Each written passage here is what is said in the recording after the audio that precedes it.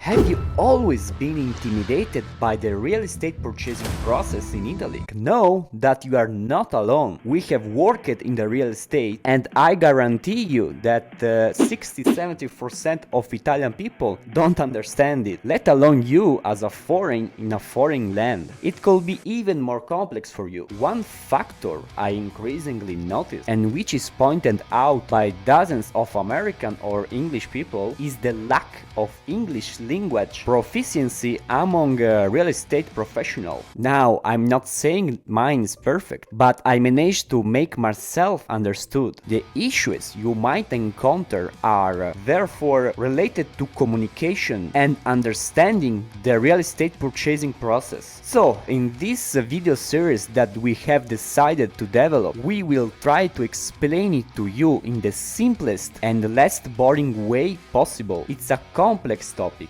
So, know that you always need to be careful when you buy a house, especially in a country that is not your own. Let me make a small preface. We have worked for years in the real estate and we have assisted hundreds of clients. People who looking to sell their home or people that looking to buy it. So we have experience. However, this doesn't negate the fact that in the intricate world of government, regulation and agreements between various countries, there are constant changes in the real estate purchase and transfer. I can mention Canada as an example. So if you intend to embark on this journey, rely on professionals and try to avoid to do things on your own. If something goes wrong, the penalties can be severe, just so you are informed. In this video, we talk about how to start the real estate purchasing process in Italy. First, you need to know your budget and base it on your lifestyle, the area where you want to search for a house. In your research, you can rely on real estate agency or view online listing. The usual thing we all know. An alternative that we consider crucial is physically visiting the area. Several foreigners have taken weeks to come to these regions, stayed in various village Airbnb accommodation, lived in the village, and understood if it was suitable for them. Moreover, they got in touch with local residents, who in turn proposed houses for sale that no agency managed. Many of them made a good deal and find houses ready to live in for a low cost, while others preferred to spend a bit more and rely